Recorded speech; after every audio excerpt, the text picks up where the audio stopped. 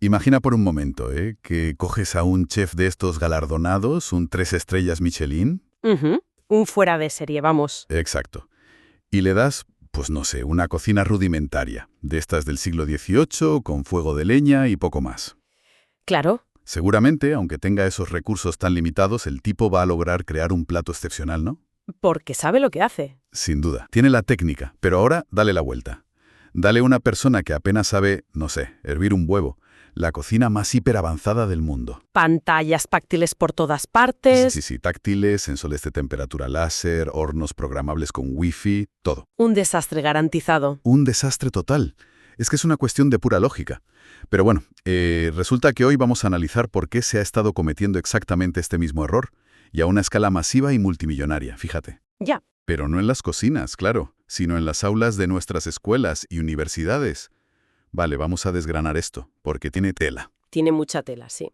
Y es un error de diseño que nace fundamentalmente de una especie de ilusión óptica que tenemos como sociedad. Ilusión óptica, a ver, explícame eso. Pues que vemos aulas equipadas con pizarras interactivas de última generación, o vemos tabletas en cada pupitre, plataformas en la nube, y automáticamente la sociedad asume, casi por instinto, que la educación ya ha entrado en el futuro. Claro, ves luces parpadeando y dices, uy, qué modernos somos. Exacto, exacto. Pero la realidad, y esto es lo que vamos a ver hoy, es que el hardware por sí solo no enseña absolutamente nada. Ya. Es decir, la infraestructura es completamente estéril si no tienes la, digamos, arquitectura mental adecuada para operarla. Totalmente.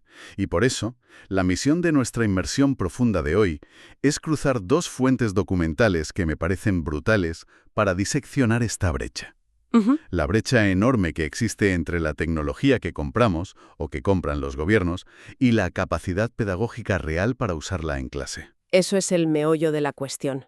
Por un lado, tenemos sobre la mesa un documento muy reciente, el Marco de Referencia de la Competencia Digital Docente.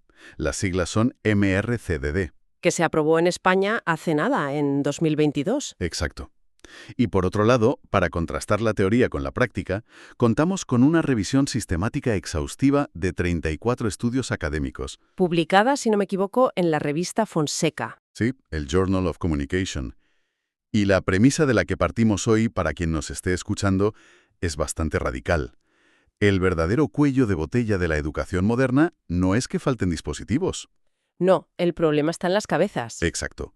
Está en cómo se estructuran las mentes de quienes dirigen esas clases. Y para sentar un poco el rigor de este análisis, creo que es vital comprender que la política educativa ha cambiado de paradigma por completo. Totalmente. O sea, la propia ley educativa actual en España, la LOE, ya establece que la competencia digital forma parte integral de la alfabetización básica de toda la ciudadanía, ojo. Claro, ya no es esa optativa de informática de los años 90 donde ibas a aprender Word.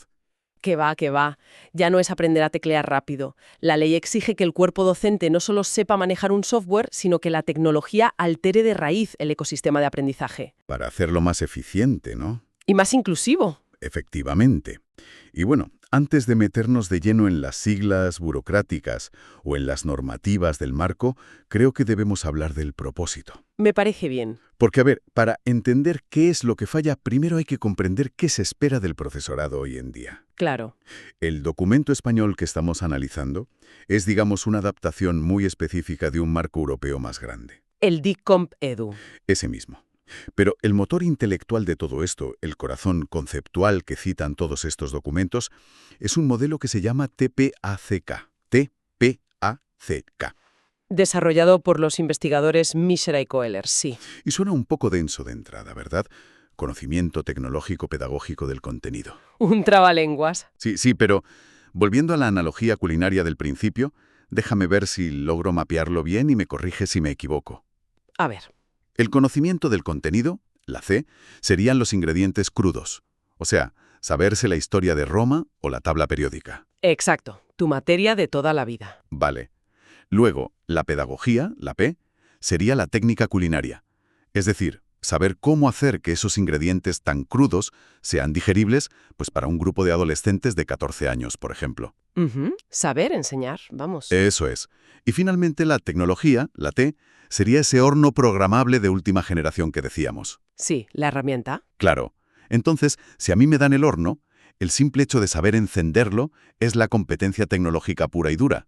Ujú. Pero, y aquí está la clave, si yo no sé en qué momento exacto de mi lección sobre historia de Roma tengo que usar ese horno o esa tecnología para no arruinar el aprendizaje, el plato fracasa. Fracasa estrepitosamente. Y fíjate, la analogía funciona muy bien para establecer la base.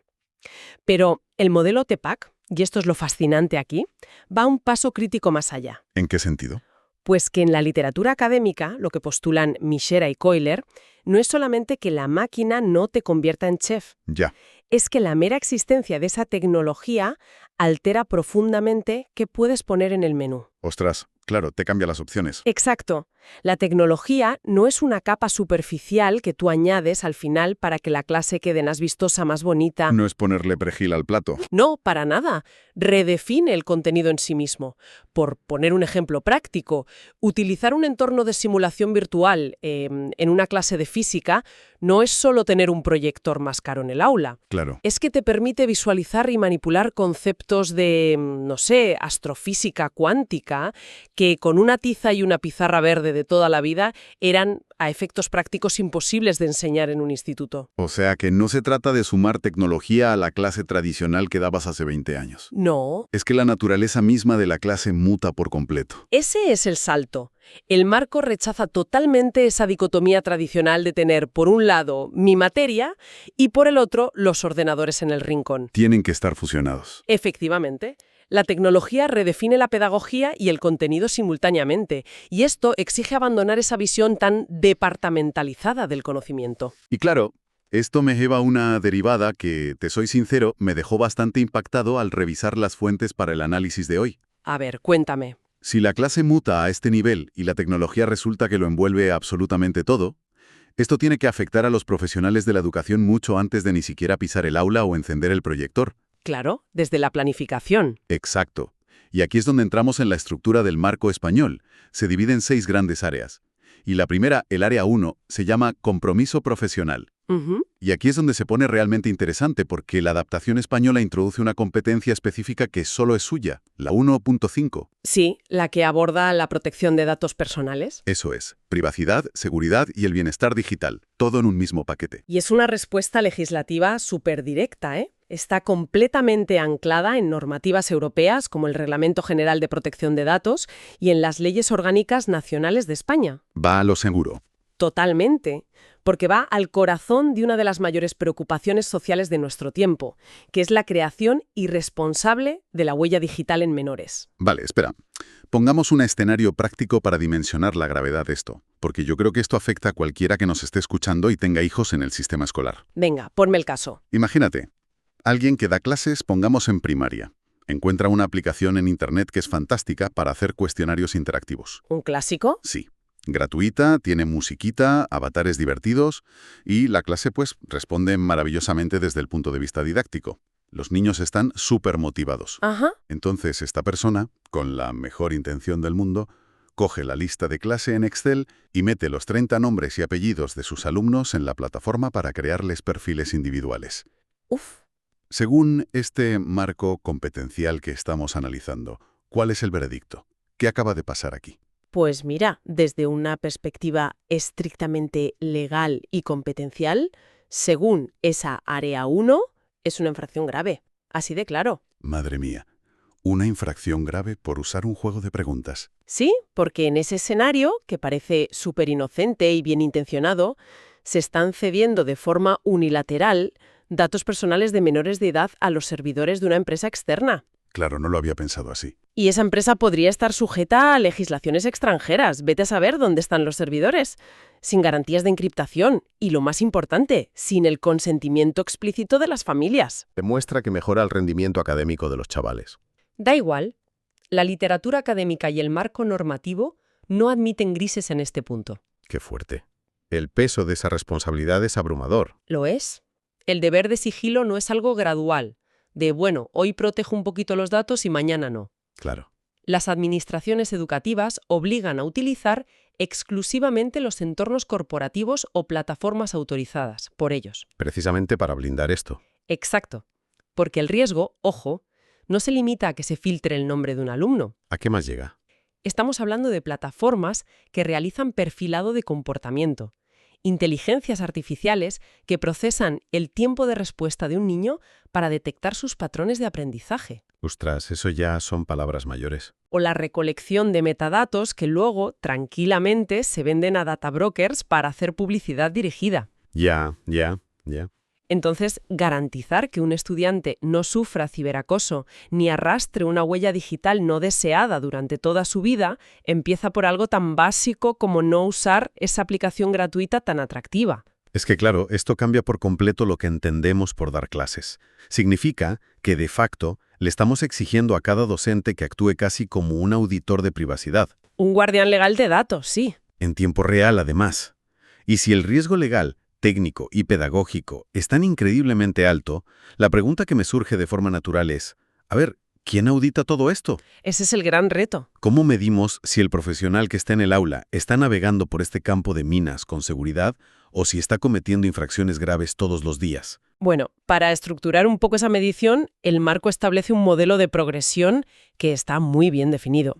Y lo que hacen es calcar la nomenclatura del Marco Común Europeo de Referencia. El de los idiomas. Ese mismo. Lo dividen en niveles que van desde el A1 hasta el C2, igual que en inglés o francés, pero aplicados a la madurez docente frente a la tecnología. Vale. Acceso para los A, experiencia para los B e innovación para los C. Exactamente. Pues mira, al leer esto en los documentos de la investigación me saltó una duda inmensa. Porque veo una paradoja que parece reventar el sistema desde dentro, sinceramente. A ver, dispare. Imagina una persona que lleva 35 años enseñando literatura. Sus clases son magistrales. Inspira un pensamiento crítico brutal en sus alumnos. Los chicos la adoran. Un perfil muy consolidado, ¿sí? Sí, pero jamás ha tocado un entorno virtual de aprendizaje. Cero tecnología. Y por otro lado, imagínate a alguien de 22 años, recién salido de una carrera técnica, que domina la programación en la nube, la inteligencia artificial, todo. Vale. Pero que carece por completo de empatía para gestionar un conflicto en el aula o para adaptar su lenguaje a niños de 12 años, porque no tiene experiencia. Según este marco, ambos son clasificados exactamente en el mismo nivel. En el nivel de acceso en el A1, ¿no resulta un poco absurdo igualar a perfiles que están en polos tan increíblemente opuestos? Pues mira, si conectamos esto con el panorama general y se analiza desde una perspectiva superficial, la paradoja parece súper evidente. Choca un poco. Bastante. Pero la aparente contradicción desaparece por completo cuando comprendemos la naturaleza real de lo que se está evaluando aquí. Vale, ilumíname. El marco no mide tu carisma frente a los estudiantes, ni tampoco evalúa tu virtuosismo técnico aislado en un laboratorio con ordenadores. Ya. Mide única y exclusivamente la competencia digital docente, que si recuerdas, lo que hablábamos antes es la zona de intersección del modelo TEPAC. Ah, la intersección de los 3 círculos: pedagogía, contenido y tecnología. Precisamente. Quien tiene 30 años de experiencia posee un bagaje pedagógico incalculable, pero como carece de la fluidez instrumental, está a nivel de acceso tecnológico. Claro, le falta una pata de la mesa. Y el que acaba de graduarse tiene una técnica deslumbrante, pero su conocimiento pedagógico es casi embrionario, así que está en nivel de acceso didáctico. Vale, ya lo veo. Ninguno de los dos posee madurez en la integración funcional de esas 3 cosas. Hasta que esa fusión no se produzca en la realidad caótica del aula, el nivel competencial es inicial para ambos. Aunque los motivos por los que están ahí abajo sean diametralmente opuestos. Exactamente. Entendido. La verdad es que lo que me parece realmente fascinante de esto no son las etiquetas, el ser un A2 o un B1, sino la fricción institucional y psicológica que supone pasar de un nivel a otro. Totalmente. Los saltos son complicados. Porque imagino que saltar, no sé, de un A2 a un B1 es relativamente sencillo, ¿no? Digamos que dejas de requerir tutela para encender los equipos y ya configuras tus herramientas con autonomía. Si te defiendes solo. Pero ¿qué es lo que realmente frena a alguien de alcanzar la excelencia real? O sea, de pasar de un B2 a un C1. ¿Por qué es tan difícil? Pues la literatura señala que ese salto específico del B2 al C1 es el gran cuello de botella del sistema. ¿Por qué? Porque requiere un cambio de paradigma muy profundo, y no solo a nivel individual del profesor, sino a nivel institucional de todo el centro. O sea, que no depende solo de uno mismo. Claro, un perfil B2 ya utiliza la tecnología con mucha soltura para resolver los problemas del día a día, en clase. Se apaña bien. Sí, pero un perfil C1 da un salto cualitativo enorme. Empieza a investigar sobre su propia práctica, Ah, se vuelve como un investigador de su propia aula. Exacto. Recopila datos sobre cómo interactúan sus estudiantes con la plataforma, evalúa con espíritu crítico si esa herramienta de verdad está generando un aprendizaje más profundo o si es mero entretenimiento. O sea, no se conforma con que sea divertido. Para nada. Y, lo más importante, asume un rol de liderazgo en su centro educativo para transformar la metodología de todo su departamento. Ya no trabaja solo en su burbuja. Qué interesante. Y esto nos sirve de transición perfecta para darnos un buen baño de realidad en este análisis. Vamos a ello. Porque claro, el marco con sus niveles C1 y C2 suena un poco utópico cuando lo lees en un documento gubernamental. Muy bonito todo sobre el papel. Suele pasar. Pero la pregunta es, ¿están llegando realmente a ese nivel de innovación quienes nos enseñan hoy en día en los colegios y universidades? Y aquí es donde la revisión sistemática nos da un golpe de realidad. Sí, la de los 34 estudios recientes, que aporta unos datos empíricos que son, bueno, irrefutables. Y, por cierto, un inciso rápido. Dime. Me resultó súper llamativo descubrir, al preparar esto, que España es una auténtica potencia mundial en la investigación de este fenómeno. Totalmente. Universidades como las de Sevilla, Granada, Salamanca están a la cabeza de la producción científica global en competencia digital docente. Sí, existe una masa crítica de investigación muy potente en el país. Pero, fíjate, es precisamente porque la disonancia entre las expectativas normativas que marca la ley y la realidad del aula es enorme. Ya, investigan mucho porque el problema es muy grande. Exacto. Y el diagnóstico que extraen de esos 34 estudios es rotundo y francamente preocupante. Porque los datos exponen una fractura súper evidente, ¿verdad? Muy clara. O sea, las áreas donde existe un mayor desarrollo competencial en los profesores, donde se manejan con más soltura, son buscar información y comunicarse profesionalmente. Sí, las áreas 1 y 2. Que en términos prácticos para entendernos es saber localizar un PDF en Google y gestionar bien la bandeja de entrada del correo electrónico. Básicamente. Pero cuando analizamos el área 3, que se llama enseñanza y aprendizaje, y el área 4, que es evaluación y retroalimentación, Ay, amigo, ahí la cosa cambia. se desploman estrepitosamente los indicadores. Es brutal. Esa es la fractura estructural del sistema, de la que hablan los investigadores. Pero a ver, si lo pensamos detenidamente, o sea, ¿qué significa todo esto? Pues plantea una pregunta importante. Claro, porque si un profesional tiene soltura para buscar datos, pero sus competencias caen en picado a la hora de enseñar y evaluar usando la tecnología, estamos fallando en el núcleo absoluto, en la razón de ser de la educación. Sí, en el corazón del TEPAC. Buscar en Google, pero no evaluar con tecnología. Bueno, esto plantea una pregunta importante sobre cómo hemos hecho las cosas. Hay que observar esa fricción institucional que mencionábamos antes. Vale. Los estudios académicos concluyen que el sistema educativo ha priorizado durante muchísimas décadas una formación que era puramente instrumental. Se les ha enseñado a pulsar botones, literal. Exactamente, botones desprovistos de cualquier contexto didáctico. Se ha invertido muchísimo dinero en enseñar cómo encender la pizarra digital, cómo calibrarla o cómo subir un documento Word a la intranet del colegio. Ya.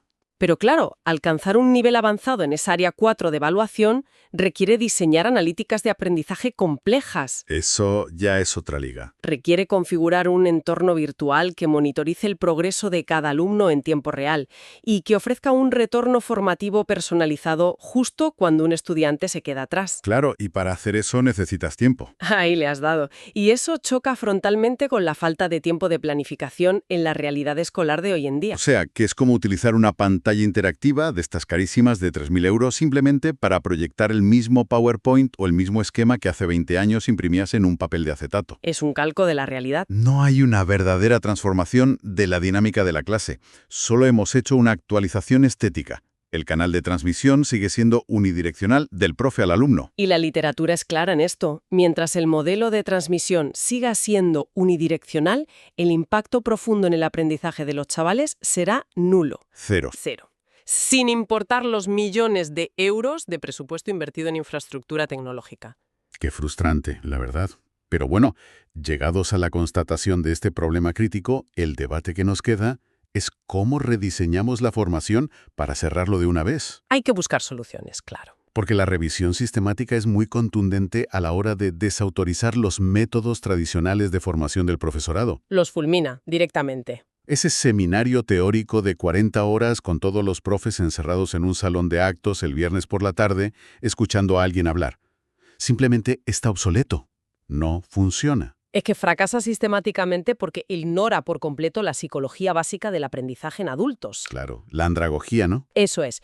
La andragogía nos dice que los profesionales en activo requieren relevancia situacional inmediata. ¿Y eso qué significa en cristiano? Pues que si tú tienes un grupo en tu clase con graves problemas de desmotivación en matemáticas y te mandan asistir a un curso genérico y descontextualizado sobre herramientas ofimáticas básicas, Pues que desconectas. aporta un valor nulo a tu práctica diaria. No te soluciona el problema que tienes mañana a las 8 de la mañana. Claro. Por eso me fascina la terminología que utilizan los autores de los estudios para proponer alternativas. A ver, ¿qué términos te han gustado? Pues hablan de microformatos ágiles, mencionan los MOOCs de toda la vida, pero también conceptos nuevos como los T-MOOCs, que entiendo que son más colaborativos, y los NanoMOOCs. Sí, formatos muy reducidos. A nivel práctico, a mí esto me suena a la necesidad de crear, digamos, píldoras de supervivencia educativa. Me gusta el concepto. Claro, en lugar de exigirle a un profe la lectura de un manual técnico inabarcable de 200 páginas, la formación debería ser, no sé, un NanoMOOC de 15 minutos. Muy al grano. Sí, un vídeo rápido sobre cómo utilizar una extensión de navegador específica para insertar notas de voz y dar retroalimentación instantánea mientras corriges redacciones en casa. Exacto. Algo súper quirúrgico, que el docente vea el lunes por la tarde y lo puede implementar el martes a primera hora. Esa agilidad que comentas es vital hoy en día.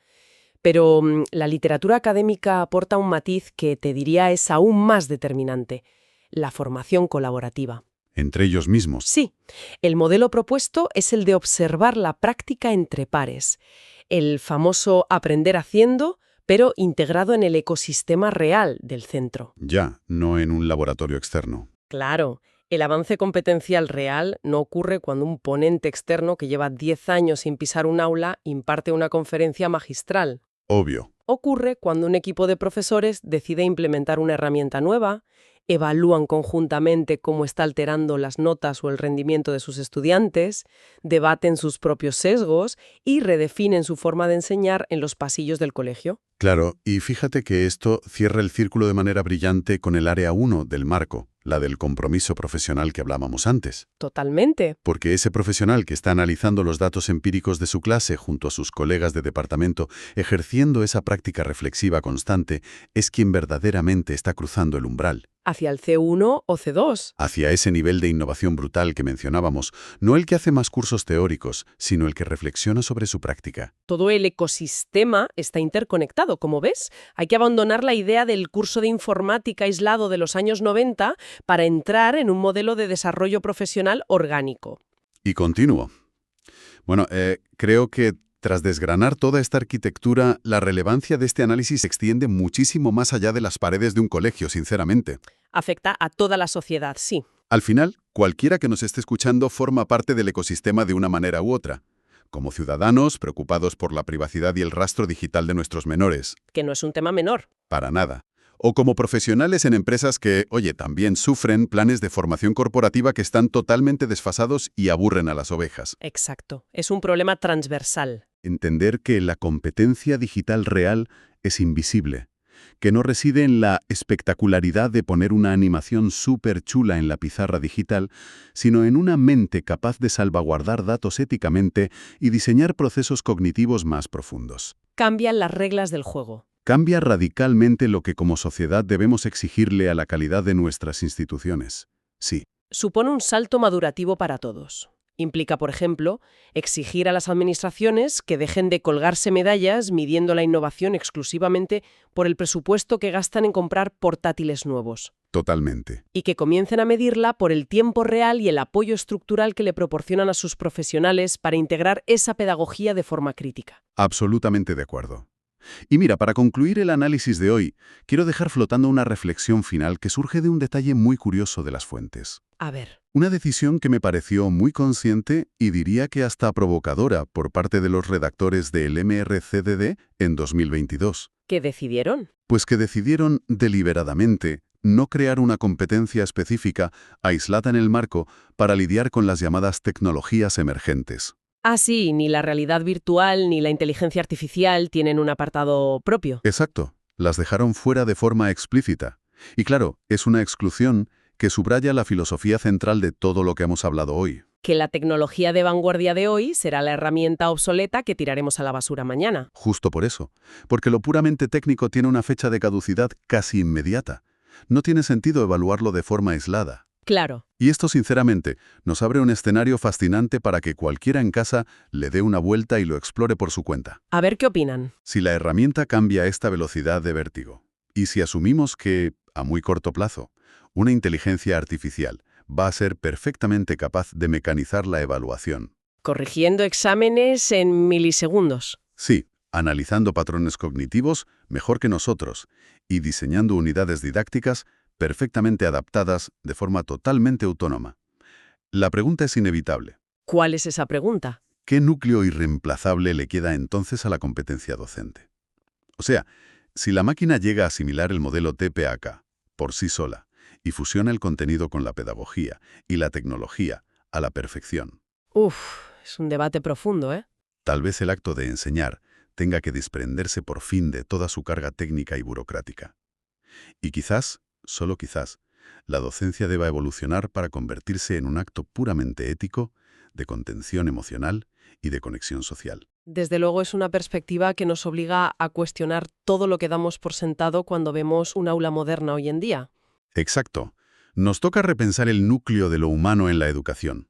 Bueno, muchísimas gracias por acompañarnos en esta inversión profunda. Ha sido un placer. Hasta la próxima. Hasta pronto.